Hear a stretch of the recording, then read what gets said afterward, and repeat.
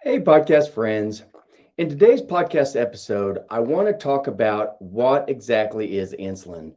Now, in many of our past podcasts, we've been talking a lot about what insulin is, and I've been getting some comments back that people didn't understand exactly what insulin was, even though I've been talking about all the actions of insulin. So I'm just going to tell you what it is, and basically, insulin is a protein hormone. So it's remember, I have talked about in the past when you eat macronutrients, so carbohydrates, fat, and protein, when our body takes those in, they break those down to each of their basic building blocks. So, again, fats get broken down to fatty acids, carbohydrates get broken down to glucose, and protein gets broken down to amino acids. And then once they get broken down, those basic amino acids, they get absorbed into your body, and then your body puts these together puts all these little building blocks together to make whatever it needs for the body to be able to heal, grow, thrive, and survive. And so when your protein gets broken down to amino acids, your body puts those amino acids back together to make different types of proteins. And we've talked about how there's over 20,000 different proteins in our body. And some of these amino acids or some of these proteins are up to 27,000 amino acids long. But there are also smaller proteins. So some of these are like less than 100 amino acids. And these are called peptides. So peptide is still a protein. It just means that it has less amino acids making it up. And that's what insulin is. It's a protein hormone made up of 51 amino acids. So it's also classified as a peptide hormone. But just so you don't get confused, peptide and protein, those are all the same thing. Now, insulin is a protein hormone, and it gets secreted from the pancreas. And your pancreas is a small organ that sits right underneath the stomach. And your pancreas does a few different things. Your pancreas holds the enzymes remember we talked about fat gets broken down to fatty acids, and then same with the carbohydrates and everything. When these get broken down, they're broken down by enzymes. They're broken down by the bacteria in your gut, which are super important that you have good, healthy bacteria in your gut. And there's also enzymes that are released from your pancreas. Now, these enzymes are actually protease, which breaks down proteins, amylase, which breaks down carbohydrates, and lipase, which breaks down fats.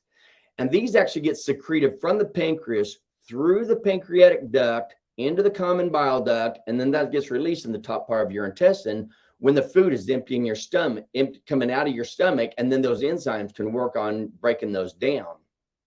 Okay, so the pancreas, that is one type of a gland that's called an exocrine gland, because with an exocrine gland, it secretes enzymes or things, and they get secreted through a tunnel, through a tube, or through a duct to act at a certain area. But the pancreas is also an endocrine gland.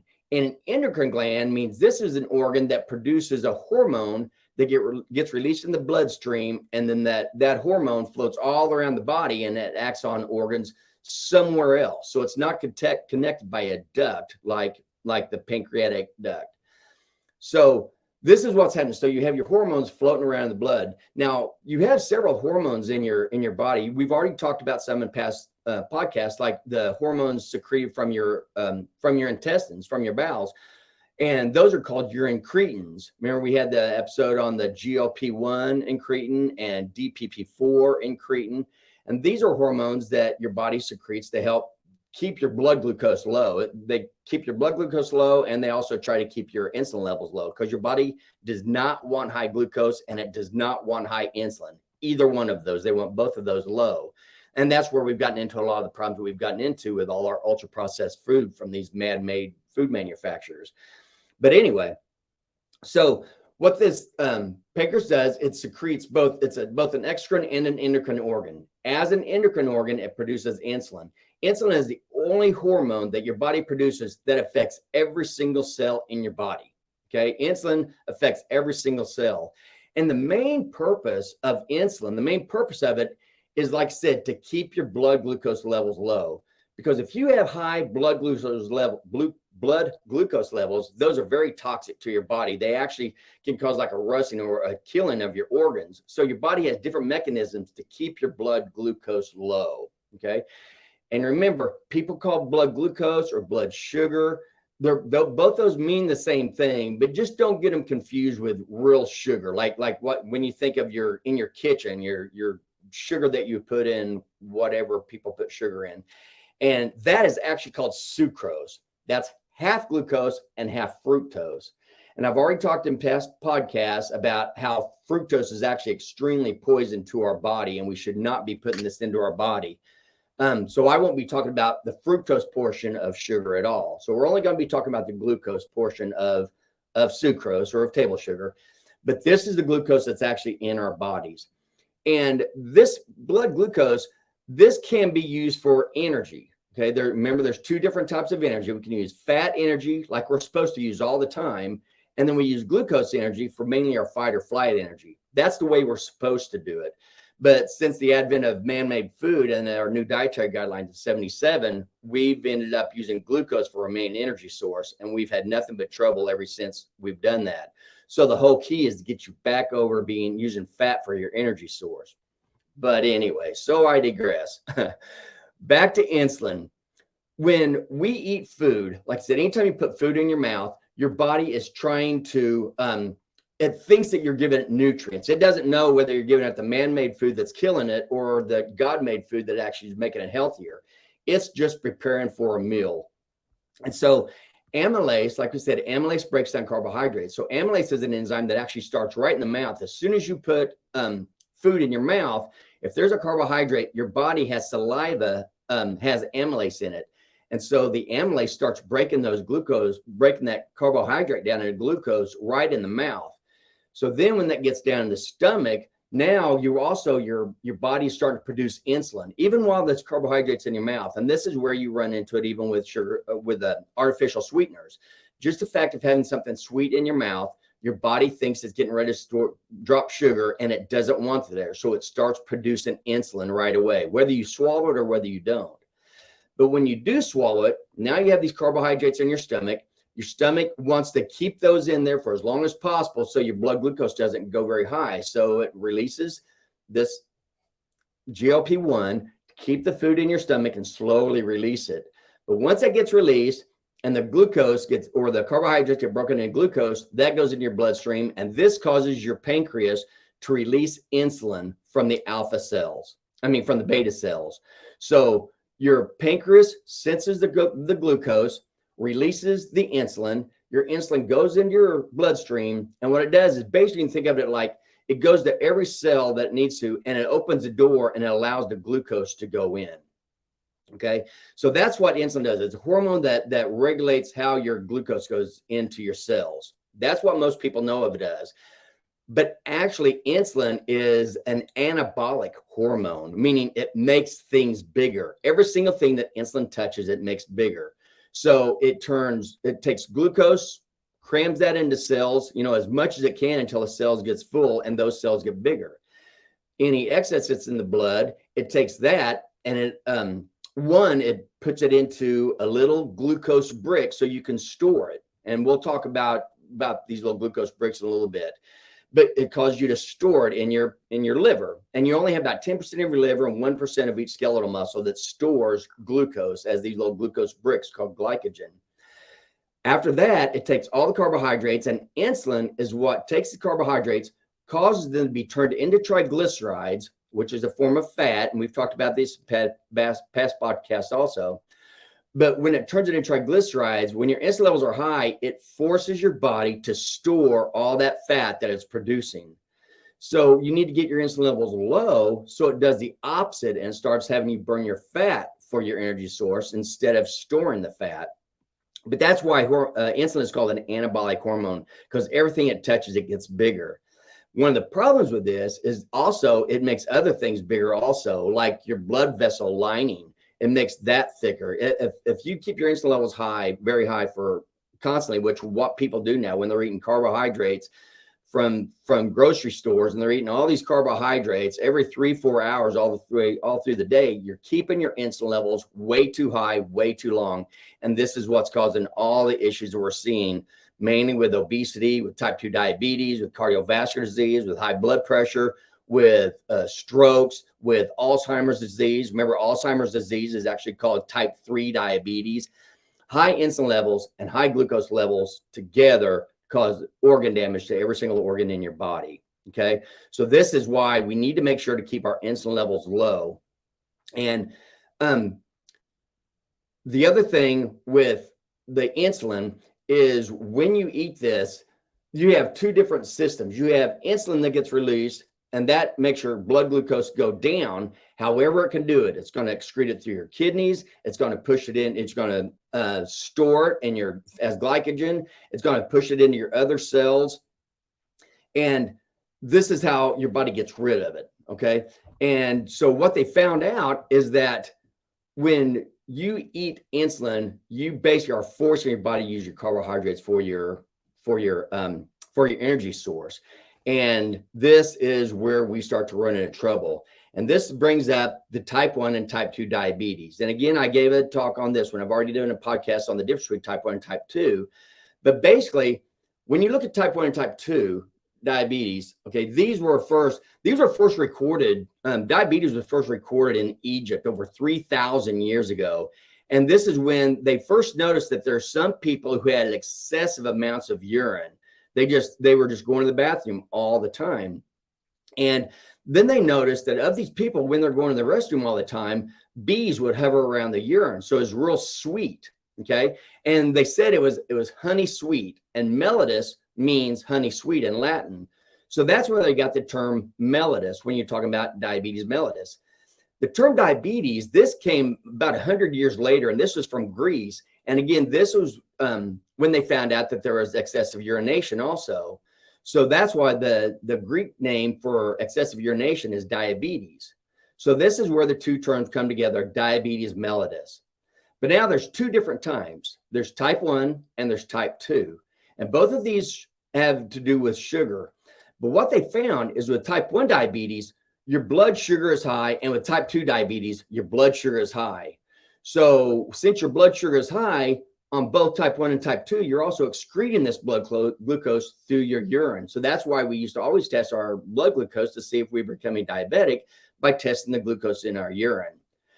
The difference is when you look at insulin. When you look at type 1 diabetes means that your body is actually cannot produce any insulin. You, for whatever reason, you have formed antibodies to the beta cells of your pancreas. So you have anti-beta cell antibodies that are attacking your beta cells in the pancreas, and so they can't release insulin. And so these people have very high glucose and no insulin in their bodies. Now, when you talk about type 2 diabetes, it's the exact opposite. Type 1 means you don't have any insulin. Type 2 means you have way too much insulin. And they used to know this. They've always known this, but we used to always treat type 2 diabetes with our nutrition. They used to tell people, and I mean, even back before, like in 1960, before 1960, they knew that if somebody was type 2 diabetic, they had to change their diet. They got them off of carbohydrates and they put them on the regular on meat and fat, because they knew that carbohydrates are what gets broken down in glucose and then put in your system. But then all of a sudden it came on. In fact, with type 2 diabetes, back around 1980, a little bit before 1980, there were only one or two diabetic medications for type 2 diabetes that they had, because the drug companies didn't see that there was that much use in it because there weren't that many diabetics.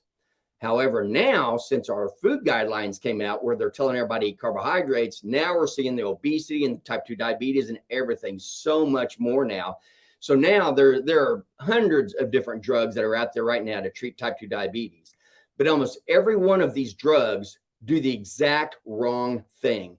All they do is they focus on your glucose. So they give you medication to stimulate insulin out of your pancreas, and that makes your insulin levels go high, even though it makes your glucose levels go high.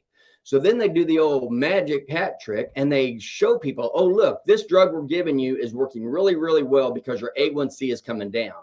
Your A1C only has to do with your blood glucose. It doesn't do anything with insulin. So while they're having you misdirected by looking at your blood glucose down, nobody's looking at how your insulin levels are up. And I guarantee if you're eating carbohydrates and your blood glucose is very high, chances are it's because you are a type 2 diabetic, especially if you're obese. That means you're storing all this as fat. And in fact, this is what happened way back when Greece found out about the success of urination.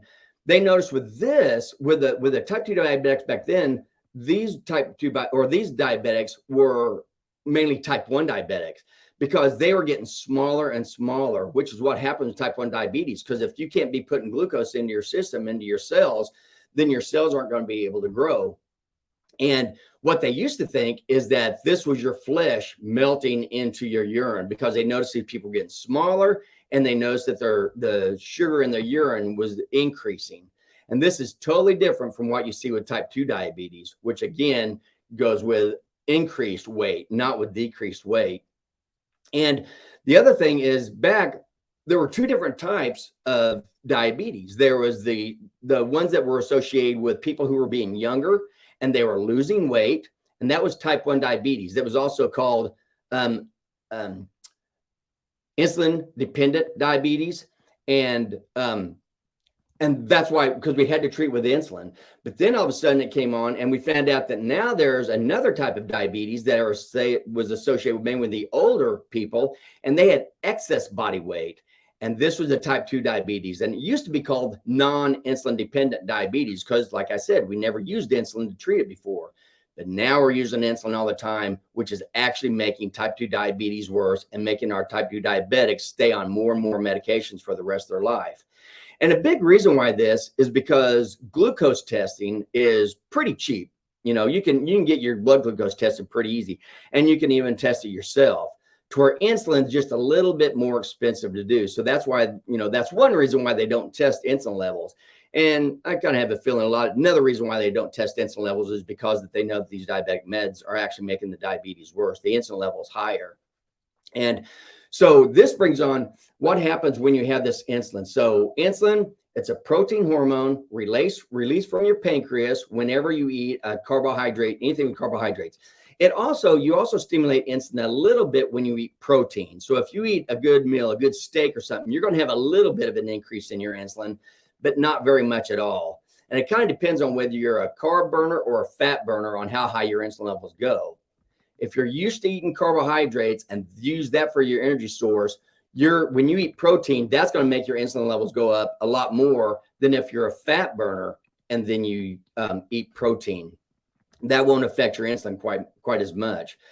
But the problem with having high insulin levels all the time is this is when you become insulin resistant.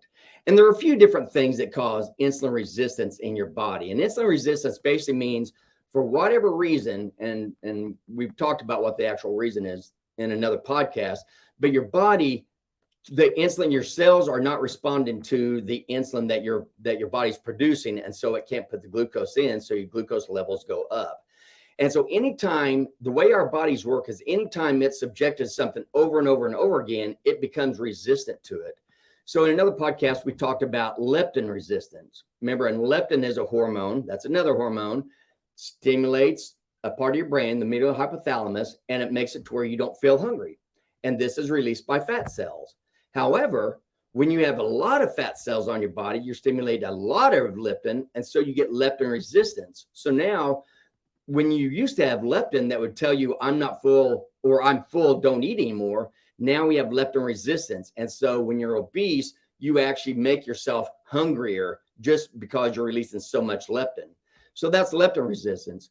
We also talked about getting resistance in your nucleus accumbens, which is your pleasure center in your brain. When you stimulate, and I did a whole nother podcast on this, but when you keep stimulating pleasure by eating sugar all day long, your nucleus accumbens becomes resistant to pleasure. And again, they think this has a lot to do with a lot of the depression and stuff we see nowadays, because we have resistance in our pleasure center. Well, the exact same thing goes with insulin. When you're eating the types of food that cause your blood insulin to be high all the time, your body becomes insulin resistant. And there's different things. There's keeping your insulin levels high, and there's inflammation.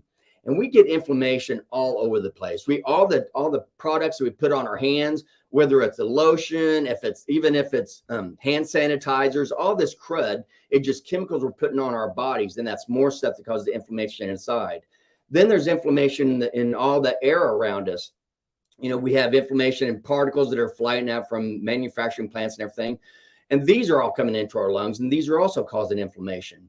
But a lot of these, we can't do a lot about it. I mean, if you don't like the air you breathe, you can move to another place, and things like that. But the one thing and if you don't like the lotions or stuff you're putting on your skin, change and find a healthier lotion.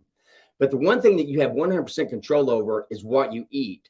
And remember, we've talked about the vegetable and seed oils that are in all the man-made food, and how those are extremely inflammatory to your bodies also. So that inflammation from fructose and from these vegetable and seed oils put inflammation in your body, and this also causes damage to the cells in your body, and that also increases your insulin resistance. So extremely high insulin levels and inflammation from all these different products is what makes us insulin resistant. And so remember, what we want to do is keep both our glucose and our insulin levels low. When you don't do that and you have insulin resistance and you continue to eat glucose, or carbohydrates, when those carbohydrates get broken down to glucose, put that in your blood, now your beta cells of your pancreas are trying to produce as much insulin as they can to take care of that glucose, but it's to no avail because now you have insulin resistance. So what the medical field tries to do with this is give you medication to bring those blood glucose down. However, that's making diabetes worse, like I said, because the goal to treating type 2 diabetes is decrease your blood glucose and decrease your blood insulin both. And the only way that you can keep both your glucose levels low and your insulin levels low is to quit eating carbohydrates, because carbohydrates get broken into glucose, glucose enters the blood, your pancreas notes that, it produces insulin, and that causes now your glucose is high, and now your insulin levels are high also when you're insulin resistant. So the key to all this is just stop eating glucose. If you have trouble, if your body has trouble metabolizing glucose and get rid of glucose, it's very easy. You just quit putting it in your mouth. And this is no hard thing. This is what we've been doing all the way through from the very beginning of time. That's what we've been doing up until we started making our man-made foods with all these ultra-processed carbs, high fructose corn syrup and sugar, and all these vegetable and seed oils. And that's what's in all these products in the inner aisles of your grocery stores. Once that started happening, now all of a sudden we're seeing type 2 diabetes like we never saw before. We're seeing obesity like we never saw before. So if you can go back to eating the way we did before man-made started making this food, where you're eating real God-made meat, God-made fruit, and God-made vegetables, and very little on the vegetables and even less on the fruit. But when you eat that stuff, you will be keeping your blood glucose low. When you keep your blood glucose low, you keep your insulin levels low. And that's exactly what you want to do, because when you keep your insulin levels low, you cause your body to start using the fat in its subcutaneous fat cells. You're using that for its energy source. And that's when you start to lose the weight. That's when you start feeling great. That's when you start having more energy. And that's when you start reversing your type 2 diabetes. You reverse your obesity. You reverse your high blood pressure. You reverse your cholesterol panel. You start reversing everything, and you truly become healthier, and you feel so much energy. You still feel so much better. So if you want to feel fantastic, no matter what age you are, if you want to feel fantastic, keep carbohydrates out of your body. Again, man-made carbohydrates is the main thing I'm talking about. Fruits, vegetables, fine. Just keep them under a certain level. Lots of meat.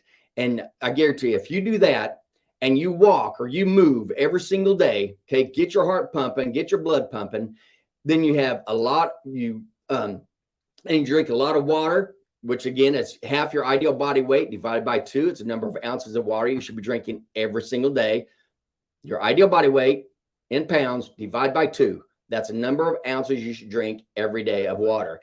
And then sleep, or do everything you can to get enough sleep also, because sleep is extremely important for so many different reasons. And I already did a whole podcast just on sleep also. But all these are important because when you're stressed out, there's 2 things that can make your blood glucose go high. One is the food that you eat, the carbohydrates that you eat. That'll make your blood glucose go high. But so will stress. Because when you are stressed, when you're in that fight or flight mode, which is what stress is, when you're in that fight or flight mode, your body is getting prepared to do just that, either fight or to run. So it releases cortisol from the adrenal gland, a little gland on top of your kidney. It releases cortisol.